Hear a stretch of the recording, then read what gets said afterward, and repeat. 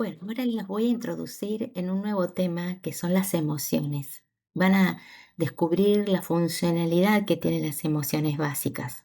Me gustó este dibujo de fondo porque, bueno, es de un joven que hace fotografía, dibuja y este dibujo me gustó mucho porque tiene muchos colores y como un poco representa todo este mundo interno, ¿no? Que tenemos desde los miedos en negro, los colores de alegría, tristeza, enojo, ¿no? Como que están como representadas todas estas emociones básicas que tenemos y que nos atraviesan y que son muy valiosas e importantes para nuestra vida.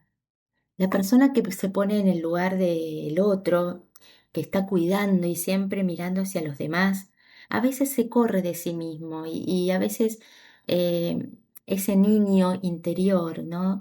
Ese niño que está ahí, el niño herido, el niño con sus propios gustos, intereses, necesidades, eh, a- muchas veces es poco escuchado, es corrido del lugar porque generalmente la persona que está en lugar de cuidado siempre está para el otro, está en una postura más parental, ¿no? Más desde padre, guiando, sosteniendo, alentando, y ese niño queda ahí guardado, corrido.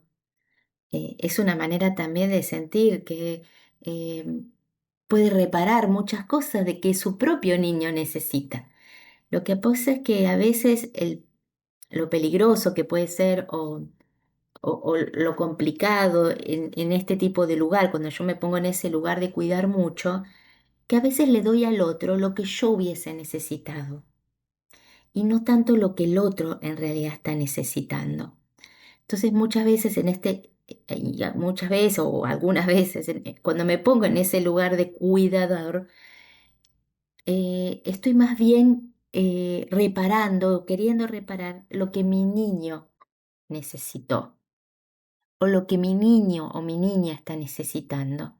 Entonces, por eso es importante primero escuchar nuestra niña, escuchar nuestro niño, escuchar nuestras emociones y lo valioso que tienen.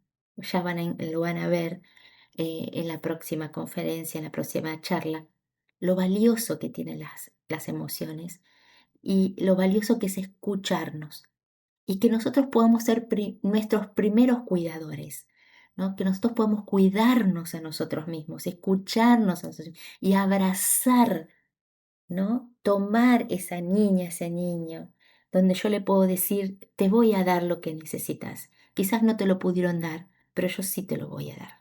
Yo sí te voy a escuchar. Yo sí te voy a orientar, te voy a abrazar, te voy a mirar, te voy a mimar.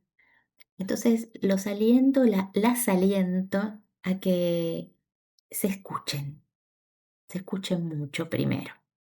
Bueno, muy bien, que lo disfruten. Vamos con el tema de las emociones, que es otro instrumento del análisis transaccional. El análisis transaccional divide como distintos instrumentos, herramientas que tenemos para el autoconocimiento y el vínculo con los demás y con nosotros mismos. Entonces, un tema es las emociones.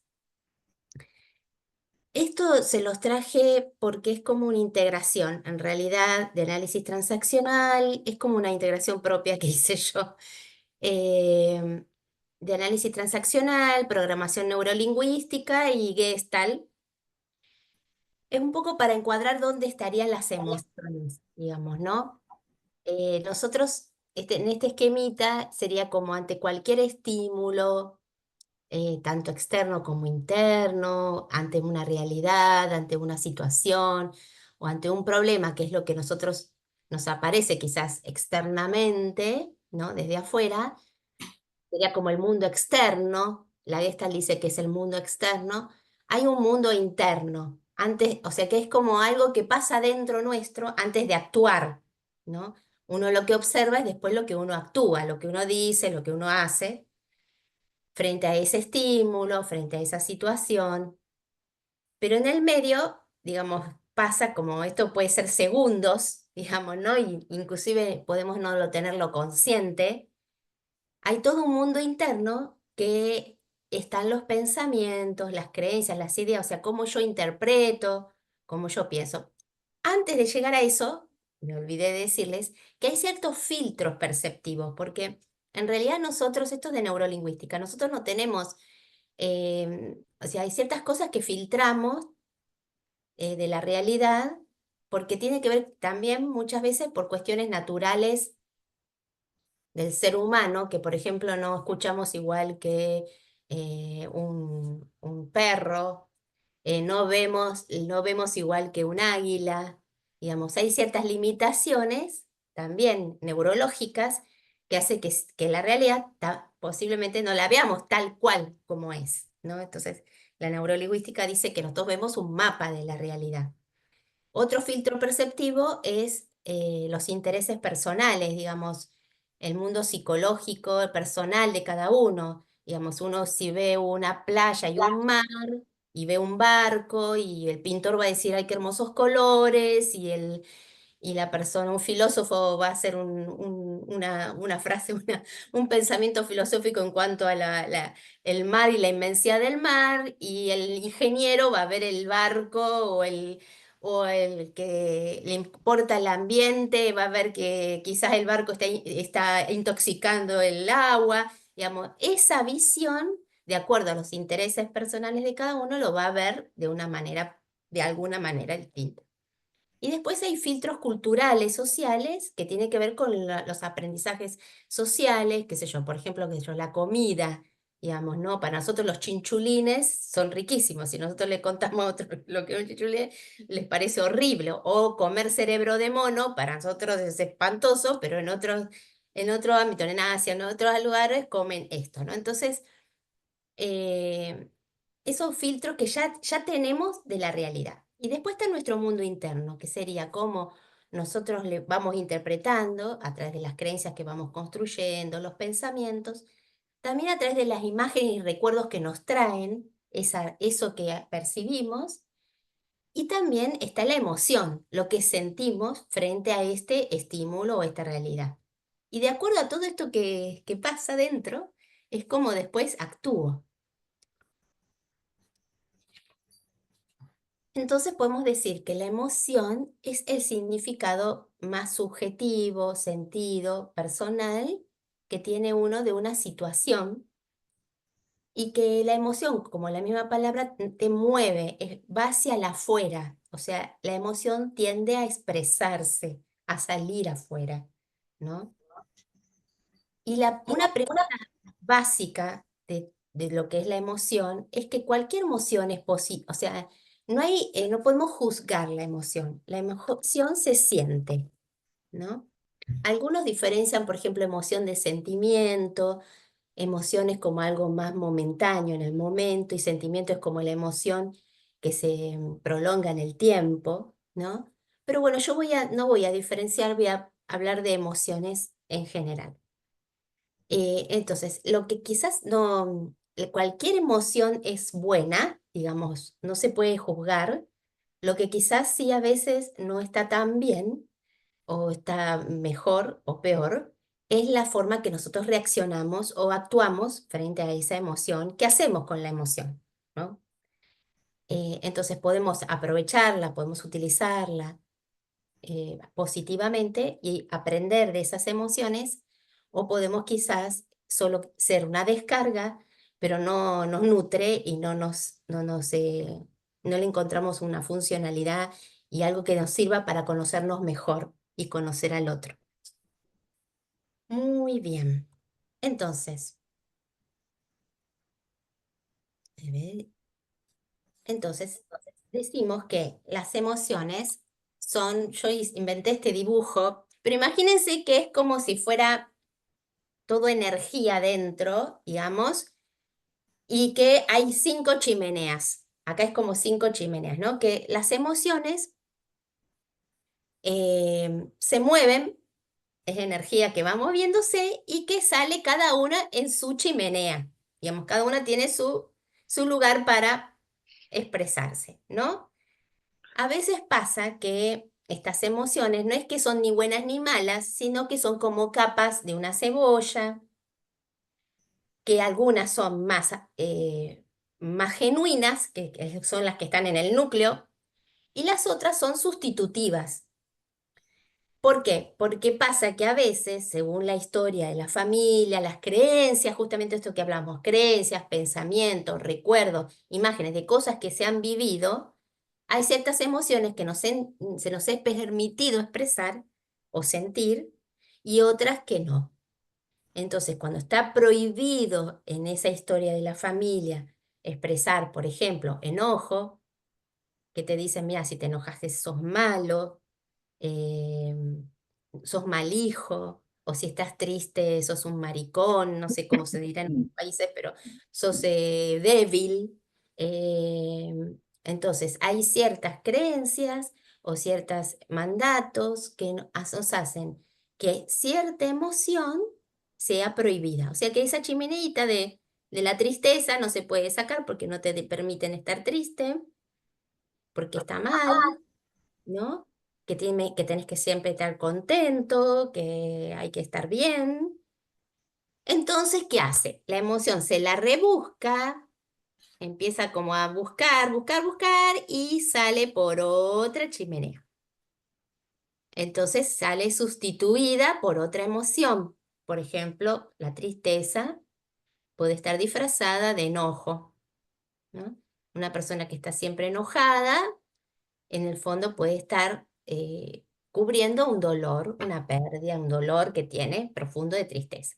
Entonces, sería el rebusque. El rebusque justamente sería la emoción que sustituye a la emoción más profunda, más nuclear, más genuina, ¿no? Esto sería como a modo educativo pensar en estas 5 emociones básicas. Después como que hay derivados, digamos, ¿no? Viste, enojo, rabia, enojo, ira, ¿no?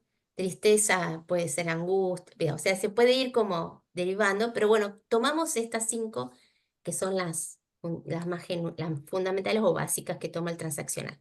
Me imagino que si San Francisco de Asís viniera a este mundo, en este momento, además de decir hermano Sol y hermana Luna, diría hermanas emociones, porque forman parte de nuestra naturaleza, ¿no? Entonces, también la ecología no es solamente ecología del mundo, de la naturaleza externa, nosotros, los árboles, las plantas, sino que también nosotros somos ecología interna y ecología emocional, digamos, también somos naturaleza, ¿no?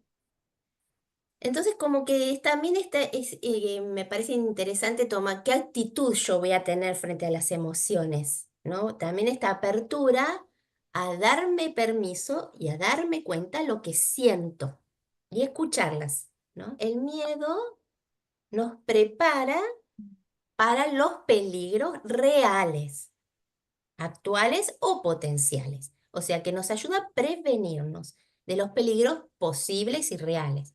Cuando ya son fantasiados o imaginarios o miedos extremos, ya pensamos que no es una emoción genuina, que hay otras cosas que hay detrás. Eso es lo que después se dice, es una fobia, ¿no? Cuando uno no está relacionado no está relacionado con la situación de peligro, ¿no? Entonces el miedo nos cuida muy bien, nos cuida porque nos salva la vida.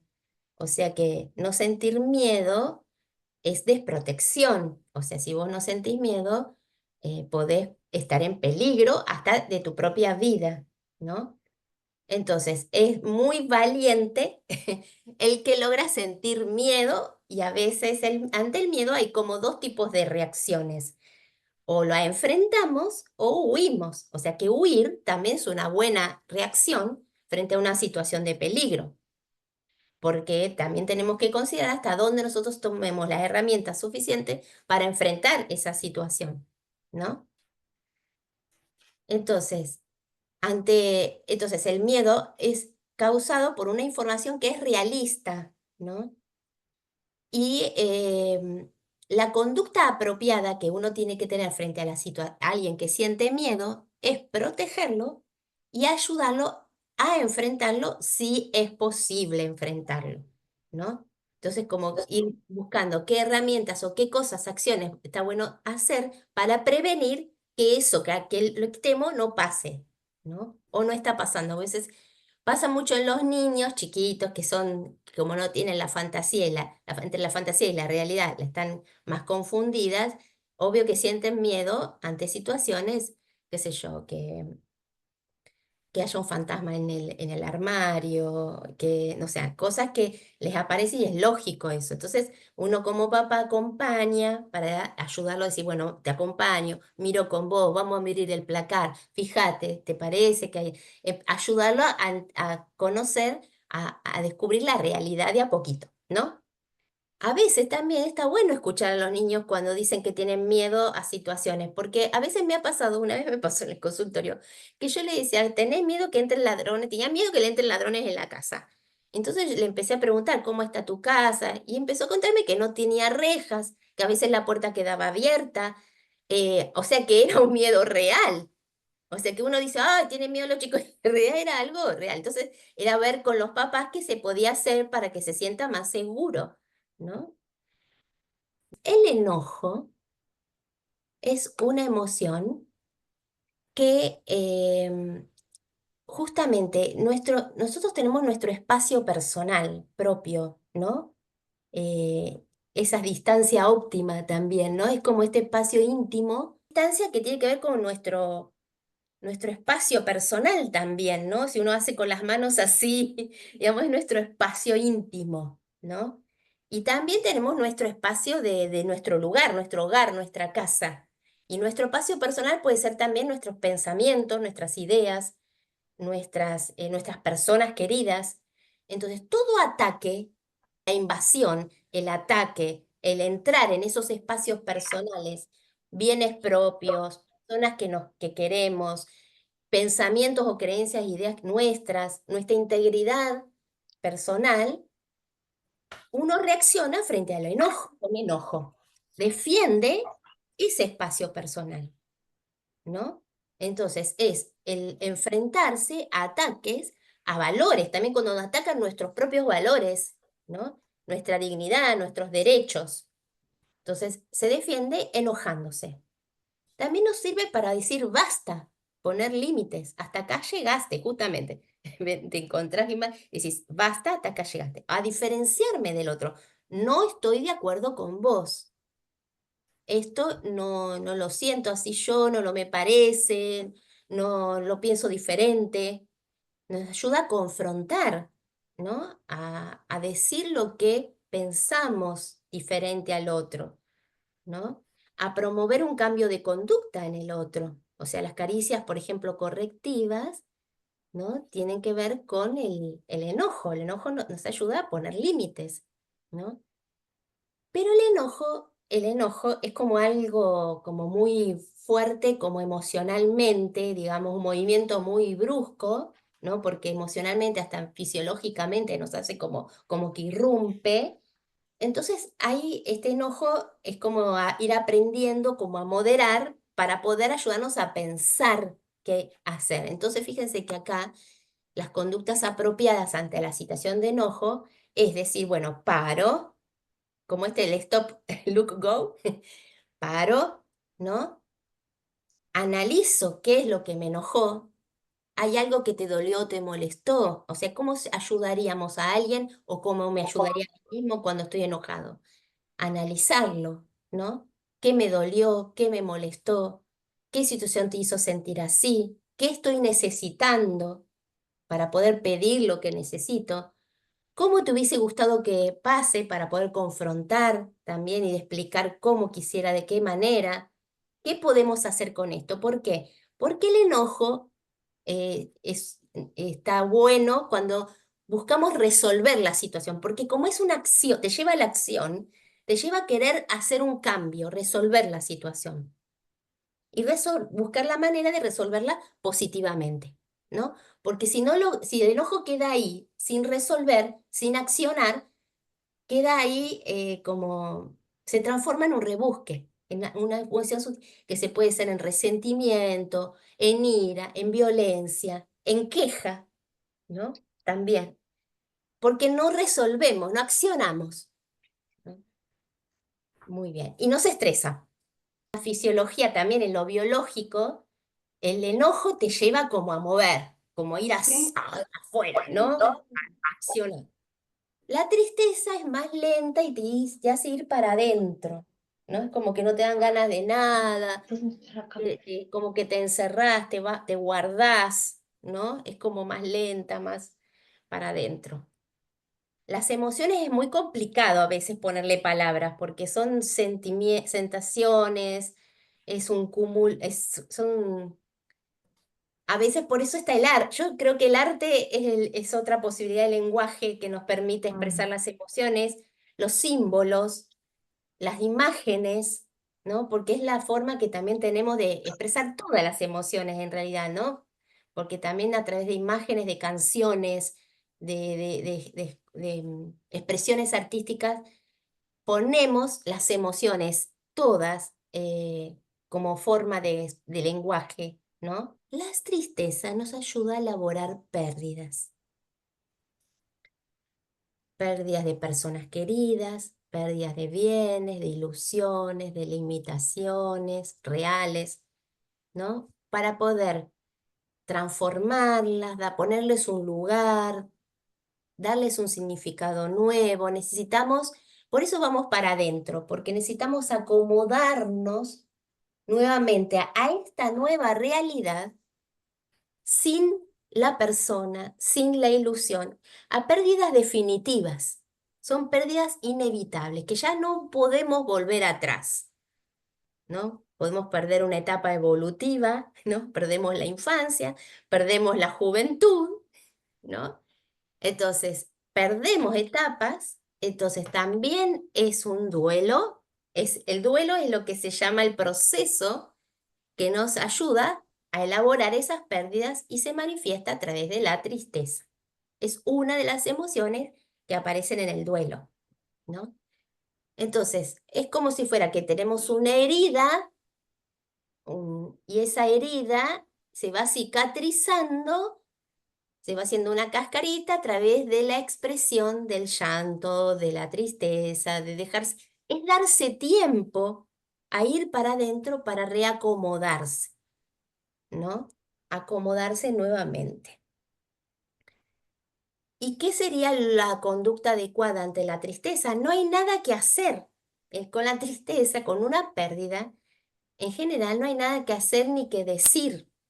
Eh, Solo comprender, acompañar, abrazar, tomar de la mano, o sea, decir estoy con vos, porque en definitiva, todos pasamos por pérdida, solo decir estoy con vos, porque es algo inevitable, en realidad es algo que no se puede volver para atrás, ¿no? Cuando nosotros, esto lo dice el transaccional, cuando nosotros nos damos ese permiso a sentir, darnos cuenta de lo que sentimos, a poder expresar lo que sentimos, estas emociones que no son muy agradables, el miedo, la tristeza y el enojo, es cuando realmente podemos abrirnos a otras emociones que serían abrirnos a la alegría y al afecto hacia el otro, ¿no? Entonces, la alegría y el afecto serían dos emociones también básicas y esenciales, donde la alegría nos permite disfrutar, conectarnos con la motivación, con las ganas de vivir, nos lleva a compartir con los demás, nos da vitalidad, ¿no? Nos permite conectarme con el juego, con la diversión, ¿no? Y el afecto es lo que nos hace también parte de un otro, perteneciente a un otro, donde podemos dar, sentir, dar y recibir y sentirme valioso, reconocido, necesario, ¿no? Es lo que también hablamos de las caricias incondicionales y condicionales que este afecto nos hace también sentir vivos, reconocidos. Tanto la alegría como el afecto son dos emociones que aumentan las defensas del organismo.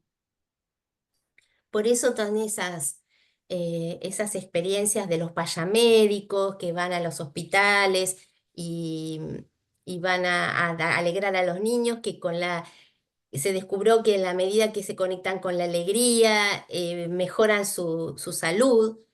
El contacto físico, hay unas experiencias que se llaman mamá canguro, que es no poner los niños en la incubadora, en vez de ponerlos en un aparatito, los recién nacidos que no están desarrollados del todo, los dejan en el contacto con la mamá, piel a piel, y los tienen todo el tiempo a UPA en contacto, y se van recuperando en el hospital con la mamá en contacto. Y también se descubrió que salen mucho más rápidamente. O sea que fíjense qué importante que es para la vida, tanto la alegría como el afecto, porque nos aumentan las defensas. Bien. Entonces, tanto la emoción de el enojo y la tristeza son dos emociones de cambio positivo. Fíjense que son dos emociones que van como, muchas veces van ayudándose una a la otra. El enojo nos ayuda a poner las cosas en su lugar, a hacer cambios. Cuando hacemos todo lo posible por hacer un cambio y después no hay manera, buscamos todas las herramientas, hacemos todo lo posible, buscamos todas las posibilidades y no se logra el cambio, pasamos a la tristeza, que es aceptar que esto ya no lo podemos lograr, aceptar los límites, aceptar que a veces no es posible el cambio, ¿no? Entonces pasamos a tristeza. Nos ayuda la aceptación. Aceptación también del otro como es, ¿no? Porque nosotros a veces queremos cambiar a nuestra pareja y quisiera que fuera de otra manera, y poder conocer que tiene su límite, que tiene que tomar sus propias decisiones, que yo no puedo hacerlo por el otro, es aceptar y reconocer y mirar al otro tal cual es, no como me gustaría, como yo quisiera. ¿Mm? Entonces, en esas condiciones, cuando yo puedo realmente disfrutar ese presente, por eso dice que la alegría y el afecto son emociones que nos permitimos en la medida que podemos también ser funcionales para nosotros estas dos, la rabia, la tristeza y el miedo, ¿no? Entonces, habíamos dicho que estas emociones básicas a veces se rebuscan para salir disfrazadas porque no nos dejan o no nos permiten, no nos es permitido o es prohibido expresar alguna de estas emociones. Entonces el rebusque es esta emoción sustitutiva, quizás inadecuada, fomentada por los padres, la familia, que reemplaza a la emoción auténtica, que es ignorada o que es prohibida. Entonces, lo que les voy a enseñar ahora son distintas em, ejemplos, son como ejemplos de rebusques que pueden existir ante ciertas situaciones posibles familiares que generaron esos rebusques, de acuerdo a alguna emoción auténtica. Por ejemplo, ante la alegría, a veces cuando disfrutamos o estamos contentos o nos va bien las cosas o queremos festejar algo, puede ser que aparezcan ciertas emociones como rebusque: culpa, ansiedad, un temor. Dice falso miedo para diferenciarse del miedo auténtico, o una falsa tristeza, o sea, una cierta temor o cierta tristeza frente a situaciones de placer, de alegría, de disfrute, de logros, ¿no? Entonces a veces puede pasar, por ejemplo, que si yo estaba muy alegre cuando era niño, no podía estarlo si no estaban todos alegres, si todos estaban bien. Si alguien que estaba mal, había que no mostrar la alegría. Yo me imagino, por ejemplo, un niño que viene re contento porque se sacó un 10 en la escuela, y el otro hermanito que le está yendo muy mal en la escuela porque le cuesta, porque tiene una cierta discapacidad quizás, o porque no le va bien. La mamá dice: "Shh, no festeje delante, después se va a poner mal". Entonces, hay una limitación a poder contar que me va bien, ¿no? O a veces algunos papás les costaba aceptar que disfrutaban o le reprochaban si estaba alegre, o le decían quédate quieto, estás molestando, ¿no? Le cortaban el momento de disfrute porque les costaba como aceptar esa niñez, ¿no? Otra emoción sustitutiva puede ser la ansiedad, o sea que cuando estaba disfrutando enseguida los hacía pasar a otra cosa, ¿no? O sentían la sensación de que algo malo iba a pasar.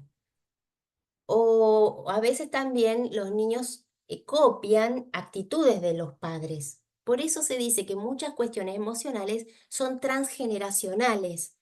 A veces puede ser que hubo alguna situación no vivida por los padres, pero sí de los abuelos o de los bisabuelos, de pérdidas dolorosas, traumáticas.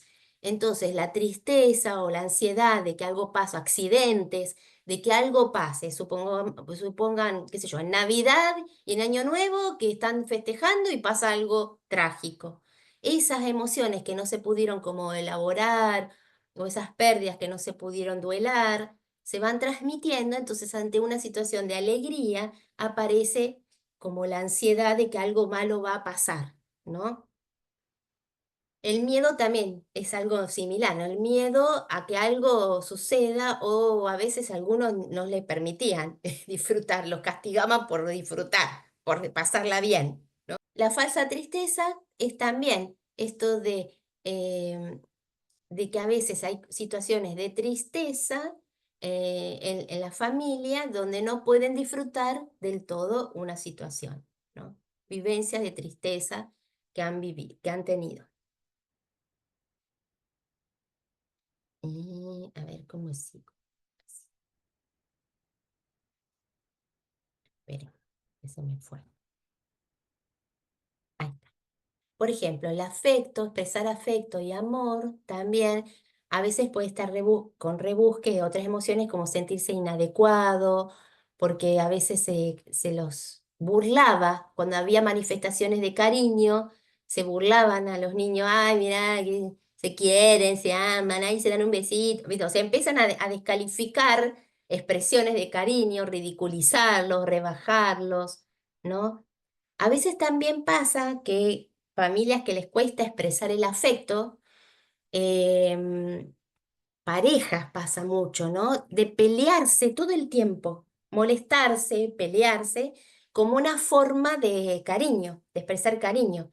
Entonces, a veces es su forma y en vez de expresar afecto, muestran esto. Entonces, el ver que siempre se estaban peleando y no podían como mostrarse el cariño. O los celos, ¿no? Los celos también de a veces hacer diferencias entre un hermano y el otro, querer más a uno que al otro, preferencias, ¿no? Entonces el celo aparece cuando hay sensación o necesidad de afecto.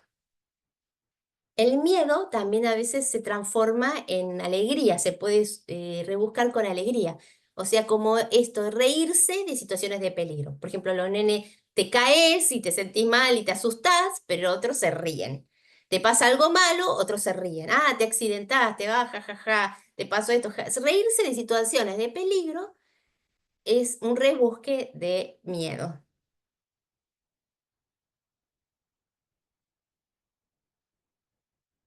Rebusques de rabia también, falsa alegría, otra vez, reírse cuando están enojados, ¿no? Generar ansiedad.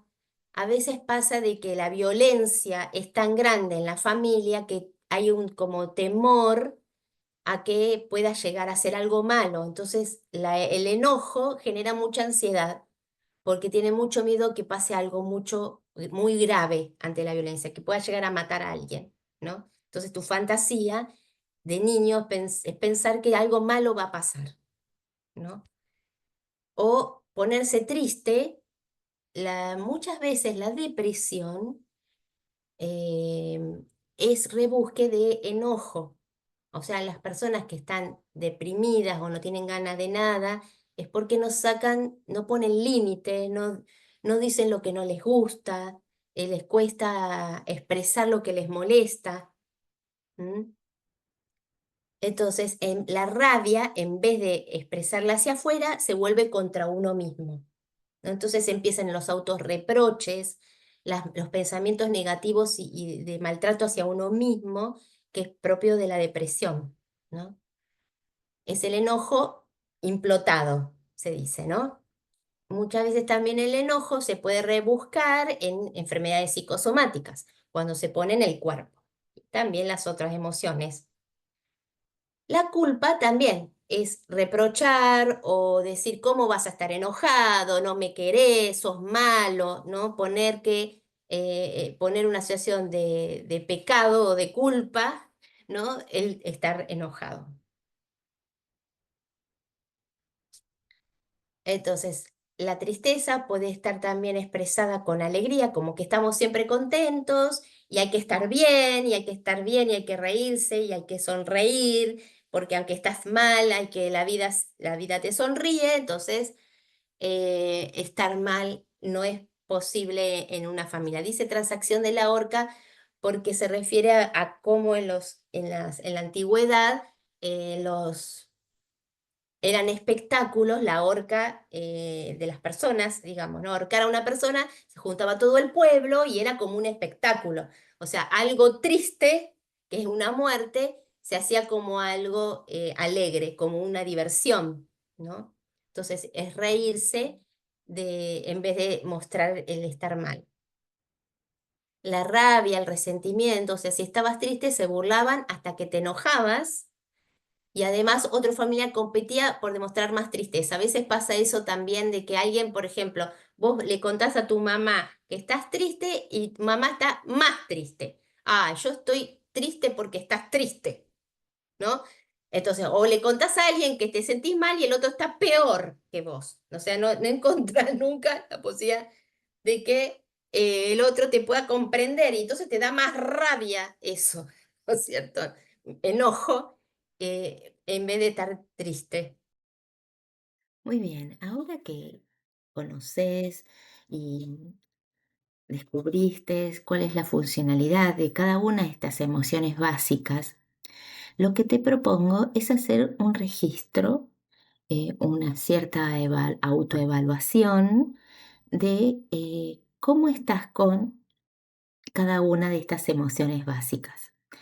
Fíjate que en este registro es poder descubrir cómo, cómo sentís, expresás, moderás y si hay alguna posibilidad que esté sustituyendo la emoción genuina, básica, por un rebusque, por otra emoción. Viste que habíamos visto que las emociones son como capas, donde hay como un núcleo y otra que puede ser superficial o sustitutiva de acuerdo a las enseñanzas, los aprendizajes, a la historia familiar. Entonces la idea es que vos primero registres y te fijes si habitualmente en tu vida cotidiana podés sentir estas emociones. Es el primer paso, ¿no? Para un desarrollo de la inteligencia emocional, para alfabetizarse emocionalmente. Primero es darse cuenta de lo que siento y las sensaciones corporales, ¿no? Las sensaciones corporales que me generan esa emoción. Entonces, siento alegría, siento afecto, siento miedo, me doy cuenta cuando lo siento, me doy cuenta cuando estoy enojado, me doy cuenta cuando estoy triste, la siento habitualmente. O en la vida cotidiana, me doy cuenta cuando me siento así. Después que el otro paso sería, una vez que yo las siento, ¿puedo ponerle palabras? ¿Puedo nombrarlas? ¿Puedo expresarlas? O sea, puedo decir, estoy contenta, estoy contento, te quiero, te amo, te abrazo, tengo miedo, estoy enojado, enojada, estoy triste. ¿Puedo expresarlo, decirlo? También hay otros modos de expresión de las emociones que es muy importante, que es a través del arte, ¿no? Poder usar el arte a través de una canción, a través de un dibujo, a través del cuerpo, ¿no? La expresión corporal, poder expresar estas emociones. Pero también es importante ponerle palabras. El arte es un canal que me permite sentir, descubrir, también mover la emoción y expresarla en otro lenguaje. Pero también es importante la palabra, lo que nos sirve a la comunicación de lo que siento, a mostrar lo que me pasa. Una persona que está muy pendiente del otro y de lo que siente el otro y de cuidar a los demás, es muy valioso esto, ¿no? Es muy importante que puedas poner en palabras lo que sentís, lo que te pasa. Después otro aspecto también muy importante es moderar la emoción. No siempre en todo momento y en todo lugar y de cualquier manera yo me tengo que descargar, ¿no? A veces se dice, bueno, yo me descargué, lo dije y punto, soy auténtica, yo soy así y yo te digo todo lo que siento, ¿no? Esto hay que tener cuidado porque esto no, a veces no ayuda a la comunicación y al realmente diálogo con el otro. Realmente saber en qué momento, en qué situación lo voy a expresar, si el otro está dispuesto a recibir, si el otro está abierto a escuchar, porque a veces, ¿qué sentido tiene que yo pueda decir, bueno, yo digo todo lo que siento y o te lo vomito o te lo digo, pero después qué, ¿no? El otro logró percibir eh, está bien que expreses vos sola y que te, te- te descargues y expreses tu emoción, pero muchas veces tiene que ver con la comunicación, ¿no? Con decir, estoy triste y necesito que me abraces, estoy enojado y quiero que escuches esto que me molestó, tengo miedo y necesito protección, o quiero compartir este miedo, a ver cómo lo ves vos. O sea, muchas veces estas emociones acompañan un diálogo, un encuentro con el otro, un compartir mi intimidad. Entonces hay que saber en qué momento, en qué situación, si el otro está preparado, si el otro está para escuchar realmente, porque si no también me puedo frustrar mucho, ¿no? Esperando una comprensión, una empatía de parte del otro. Y también saber ubicarse, o sea, digamos, ¿no?